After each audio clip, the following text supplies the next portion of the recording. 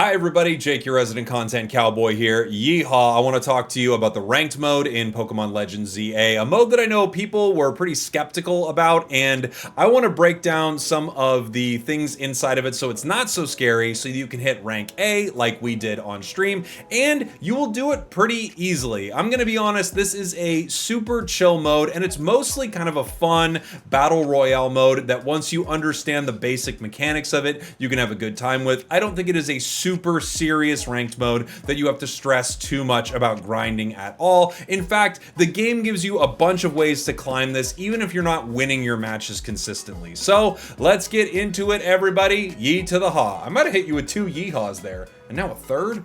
Wow.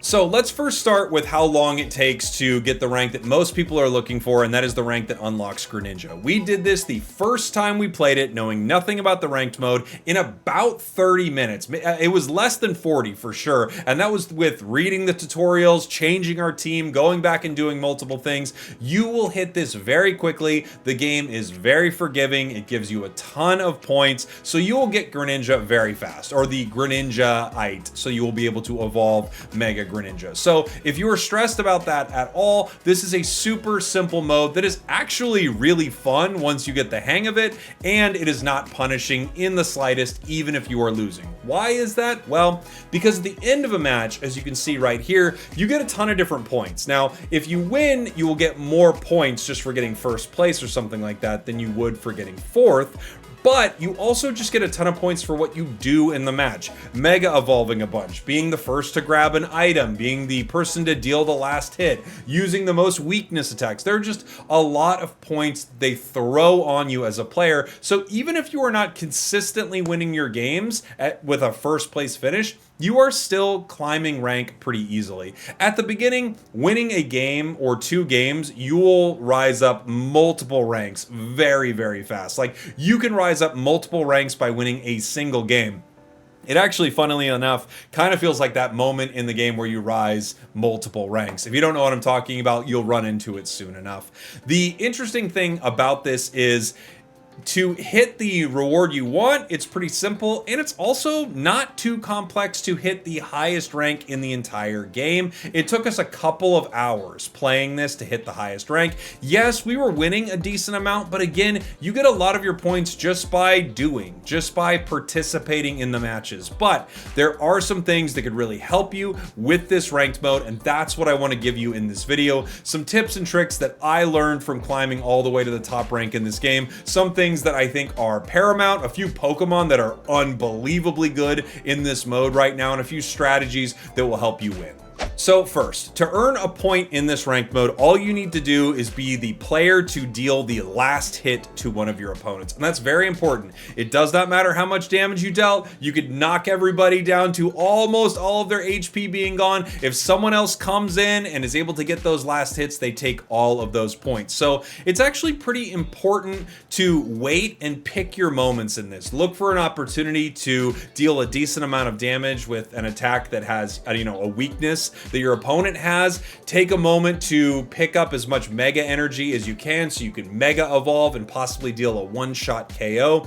It's way better than just trying to brawl with your opponents. The person who's always in there brawling is going to have some fun. You'll pick up a couple KOs, but the person who's on the sidelines waiting for that moment to strike, that is the player who wins a lot of their matches. And with that, I want to move to our first Pokemon I want to highlight, and that is Ampharos for this mode. All of you will have an opportunity to get Ampharos in the game very, very early, so this is a Pokemon you could easily bring into the match, put on your team, and of course you could also Mega if you have its Mega Stone. I've found that you actually don't need to Mega this Pokemon that much. Ampharos and other Pokemon like it. I've seen Gardevoir have a similar effect. This Pokemon plays at very long range. It is a great type right now for this specific moment in ranked because I see so many water types. It's a great type for that reason. So you get a lot of damage because of the weakness, and playing at range with something like Thunderbolt that is essentially a sure hit on a lot of your targets sets you up to wait for your moment and then boom, pick your opportunity and snipe them with a Thunderbolt and take the KO. I found a lot of my matches, I'm waiting for moments like this while I'm picking up items, and then I'm moving on to a different Pokemon on my team that can kind of sweep through the entire enemy roster. There are a few Pokemon that are really good at that.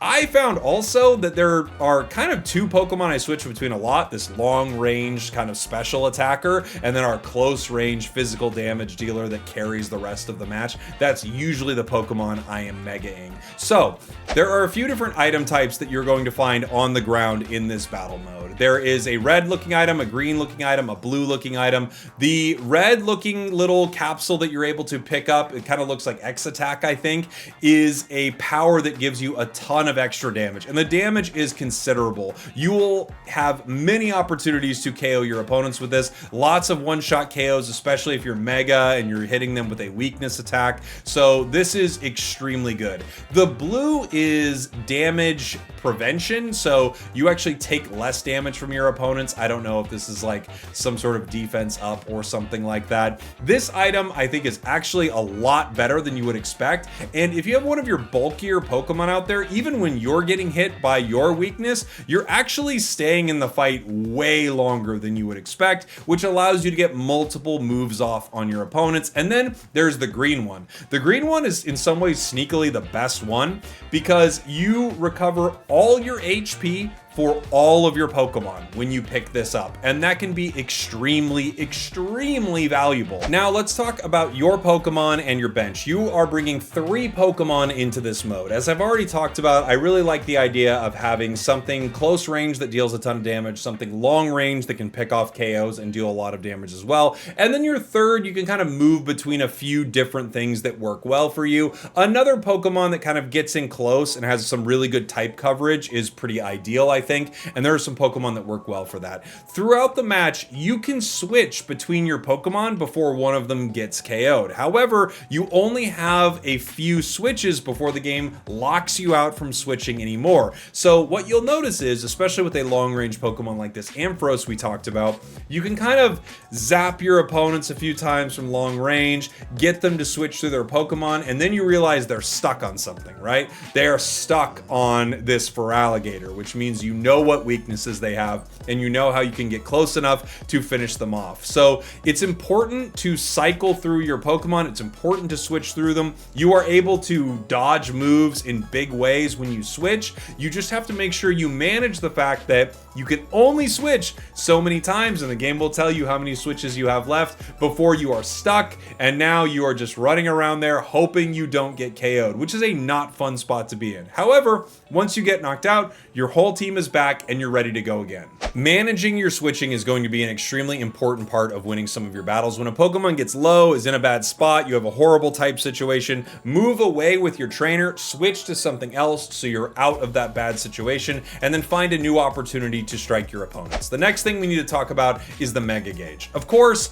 this is the entire game here. Mega is like the whole thing, and becoming Mega is extremely important in the ranked mode. If you are Mega and you have a type advantage against your opponent, you are picking up easy KOs. I think the most important thing about Mega-ing in the ranked mode is picking the right Pokemon to Mega for the situation. So a Pokemon I want to highlight is Excadrill. Excadrill is crazy. I think it's probably, at least in this early version of ranked, before everyone gets all of the Pokemon in the game, I think it's one of the best things in the entire game. Like, cheese your way to easy wins with this thing. The drill move for it is unbelievable. It does so much damage. If you put Excadrill in, Swords Dance, Mega, and then start drilling through your opponents, like, you will hit not only one, but you can KO all 3 of your opponents in one straight line. It is unbelievably good. And there are other Pokemon that have situations like this. In fact,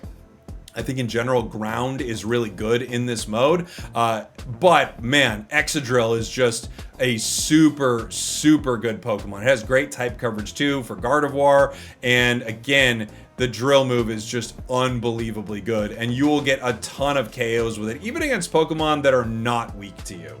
You'll notice a lot of matches, especially as you start to climb rank, will have players sort of moving back and forth, not really wanting to strike, because one of the worst things that can happen is you move in for a fight and then multiple players move in against you. I think a lot of this is finding your opportunities to not be the player targeted by multiple players and turn that around so that you are able to target multiple players and wait for your opportunity to pick up a KO after they have already fought for a bit. You see them fighting a little, you line it up, you get ready, you cast your Thunder or your Thunderbolt from long range, and you take a huge victory. The other thing you can do is chase down some of those Pokemon who are trying to do that. A Pokemon who is great for this is Garchomp. I do not have Mega Garchomp yet for the ranked mode of this game. We just caught our Gibble, I think, this morning as I'm recording this. But every time we were running into Garchomp, this thing is an absolute menace. And I told you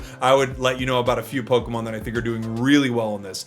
Garchomp feels unbelievably good. Of course, it shuts down a lightning type like Ampharos, but it's just really strong, really difficult to deal with. It has Dig, which is a really powerful move, allows you to avoid a ton of damage and make your way towards your opponents. And of course, you can run something like Earthquake. It has dragon moves. You see a lot of dragons in ranked right now between Charizard, Garchomp. You actually start to see more and more as you move up the ladder as well. Mega Gyarados, a dragon type. Ampharos becomes a dragon type when it megas. So I do think this is another really good Pokemon for this mode. And it's another strategy. It's not waiting for the KO from afar, it's actually diving the special attacker. So if you're looking to hit rank A, I think the most important thing you could do is have that really good sure hit long range Pokemon, have a really strong Pokemon that sweeps the enemy team, and maybe something that you can switch into that doesn't have a lot of weaknesses, that sets up some things like light screen for your team. This is a strategy I saw getting used more and more as I was climbing ladder, and I do think it's powerful.